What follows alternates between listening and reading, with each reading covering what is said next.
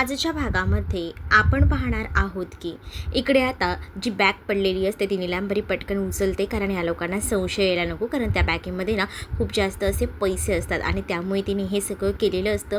पण सगळं सिद्धूला संशय येतो. सिद्धू संशयाने तिच्याकडे बघत असतो. रेणुका त्याला विचारते की सिद्धू काय झालं, तुला काही वाटतंय का? तर सिद्धू म्हणतो की काही नाही, काहीतरी गडबड आहे हे तर मला कळतंय, हेही त्याने बोलून दाखवलेलं असतं. तेच आता दुसरीकडे पाहायला मिळत असतं की या सगळ्या गोष्टी रेणुका त्याला सोडून द्यायला सांगत असते, कारण उद्यावर आता निवडणूक आली असते.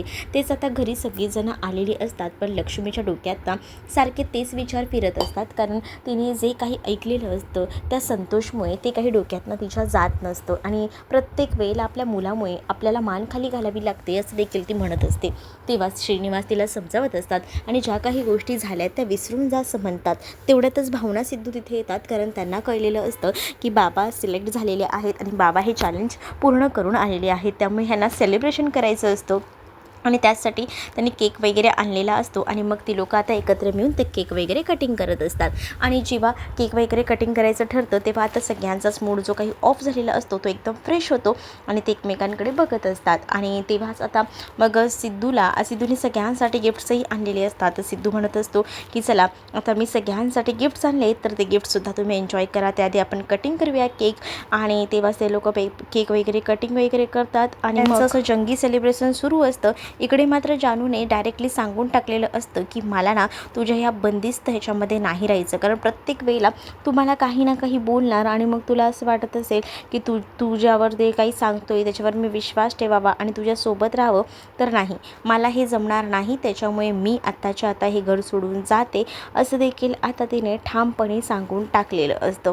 आणि त्यामुळे त्याला आता कळत नसतं की काय करावं, चिडचिड होत असते. इकडे आता सिद्धूने केक आणलेला असतो, त्यामुळे सगळीजणं सेलिब्रेशन करतात, केक एन्जॉय करतात आणि त्याचबरोबर सिद्धूने सगळ्यांसाठी गिफ्टही आणलेलं असतं. सिद्धू सगळ्यांना गिफ्ट देतो. तेव्हाच ना दुसरीकडे आता पाहायला मिळत असतं की गिफ्ट वगैरे सगळं काही सेलिब्रेशन ह्यांचं मस्त असं होत असतं. आणि दुसरीकडे गिफ्ट वगैरे देऊन झाल्यानंतर वीणा म्हणत असते की थांबा आता तुम्ही लोक जेवून वगैरे जा, पण वीणाला ते म्हणतात की नको नको, आता जेवण आम्हाला नको आहे, आम्हाला जावं लागेल, उशीर होतोय. आणि असं बोलून ते तिकडनं जातात. तेच आता दुसरीकडे पाहायला मिळत असतं की इकडे जानू जी आहे ती आता निघालेली असते. तोपर्यंत ना इकडे मुद्दामून स्वतःचं नस वगैरे कापून घ्यायचं काम ना इकडे जयंतने केलेलं असतं, कारण त्याला असं दाखवायचं असतं की त्याचं किती प्रेम आहे जानूवर. आणि तो आता आपल्या हाताची नस वगैरे कापून घेत असतो. जानू म्हणत असते की हे मला तुझं आवडत नाही आहे, हे जबरदस्तीचं झालं, मला नाही राहायचं आहे आता, आणि आधी दे बरोबर हाती ते किती रक्त येतं ते असं बोलून आता ती त्याच्या हाताचं जे काही लागलेलं असतं ते रक्त वगैरे पुसण्याचा प्रयत्न करत असते. आणि ती डायरेक्टच सांगत असते की बघ, मला तुझा हीच गोष्ट जी आहे ना ती आवडत नाही आणि म्हणूनच मी तुझ्यापासून लांब आहे. त्यानंतर तो बोलतो की तू सांगशील ते मी ऐकायला तयार आहे, काय करायचं आहे सांग. मग ती सांगते की ठीक आहे, माझ्यावर ना कोणतीही बंधनं ठेवायची नाही, मला फ्रीडममध्ये राहायचं आहे, सो मला फ्रीडममध्ये राहायला दे असं ती बोलते. तर दुसरीकडे सिद्धूने भावनासाठी खूप जास्त छान असं सरप्राईज ठेवलेलं असतं. तो रूममध्ये तिला पट्टी वगैरे डोळ्याला बांधतो आणि घेऊन जातो रूममध्ये. जेव्हा तो तिला घेऊन जातो तेव्हा भावना विचारते की काय आहे सरप्राईज, सांगा ना. मग तेव्हा ना तिथे खूप सुंदर अशी खुर्ची त्याने तयार करून ठेवलेली असते आणि त्या खुर्चीवर तो तिला बसवतो आणि म्हणतो की हे तुझ्यासाठी सरप्राईज आहे, तुझ्यासाठी आजपासून ही महाराणीची खुर्ची.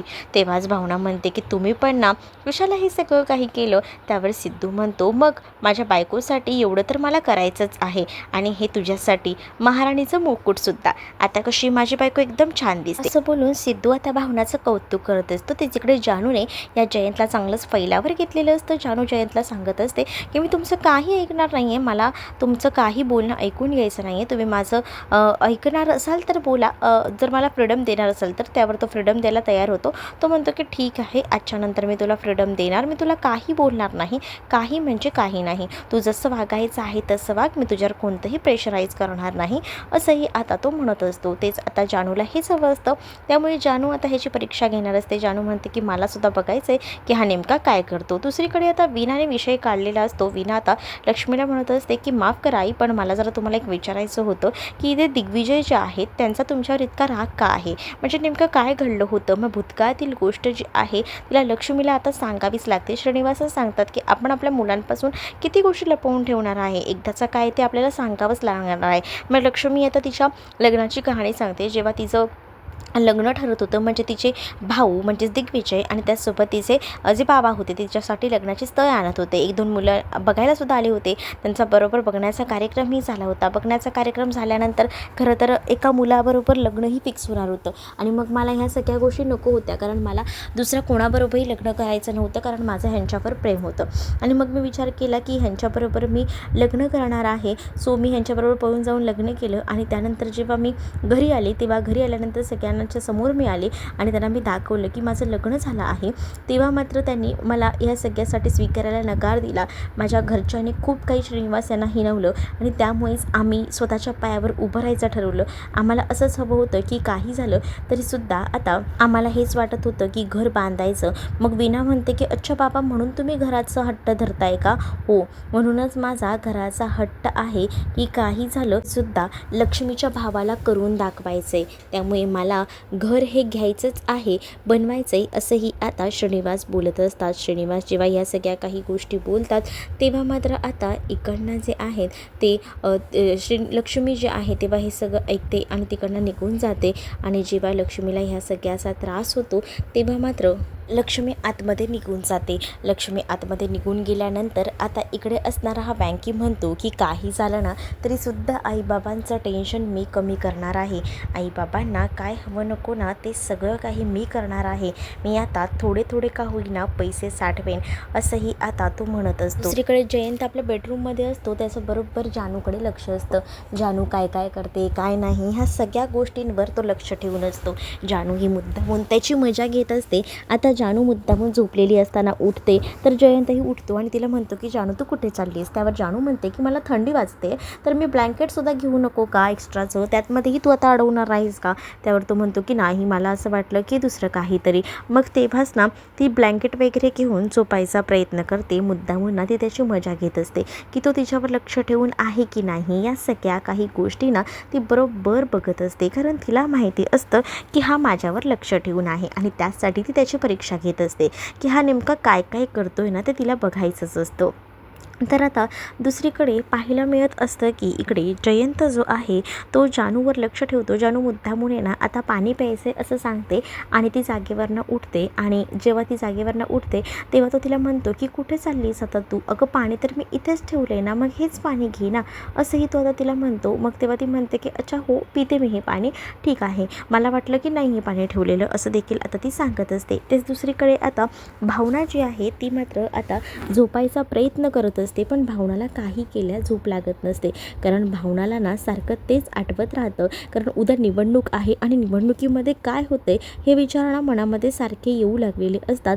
तेच आता दुसरीकडे पाहायला मिळत असतं की सिद्धूला सुद्धा झोप लागत नसते. सिद्धू म्हणतो की हे काय, तू सुद्धा झोपली नाही आहेस का? तर भावना बोलते की हो, मी सुद्धा झोपली नाही आहे, सतत तेच विचार येतात की उद्याचं काय होईल. तेव्हाच ना तो बोलत असतो की नको काळजी करू, सगळ्या काही गोष्टी चांगल्या होतील. तू जास्त विचार करशील ना तर त्याचा जास्त त्रास होईल आणि मला माहिती आहे ना तू निवडून येशीलच. आणि जरी नाही आलीस ना तर मग तू काय करणार आहे?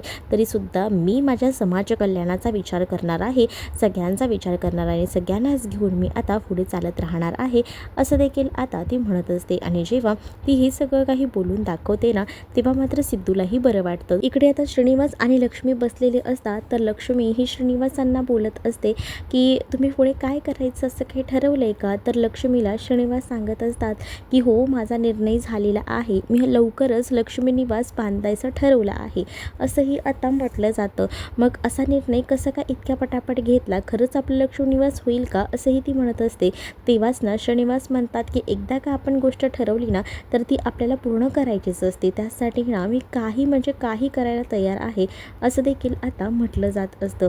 आणि मग काय ते म्हणत असतात की मी जी गोष्ट ठरवतो त्यानुसार मी आता तुझं स्वप्न हे जे आहे ते लवकरच पूर्ण करणार आहे आणि त्यामुळेच ना आपल्याला जे हवं आहे ते सत्यात उतरवायचं आणि तुझ्या भावाला त्याची पत्रिका घेऊन द्यायची आणि त्याला दाखवून द्यायचं की आपण कशातही कमी नाही आहे, आपण आपलं जर काही करायचं असेल तर या सगळ्यासाठी आपण काम करू शकतो, हेही मला त्याला दाखवून द्यायचं आहे, हेही आता ती म्हणत असतात. तर इकडे दुसरीकडे नीलांबरी जी आहे ती तिच्या माणसाला फोन करते आणि नीलांबरी तिच्या माणसाला कॉल करून सांगते की काही झालं तरीसुद्धा काम हे व्हायला पाहिजे आणि पैसे व्यवस्थित वाटा, कारण पैसे व्यवस्थित वाटले गेले नाही तर पुन्हा प्रॉब्लेम होऊ शकतो, असं देखील आता सांगितले सांगितलेलं असतं. त्यामुळे पैशांची काळजी करू नका, पैशांचं काम होतंय असंही आता म्हटलं जातं.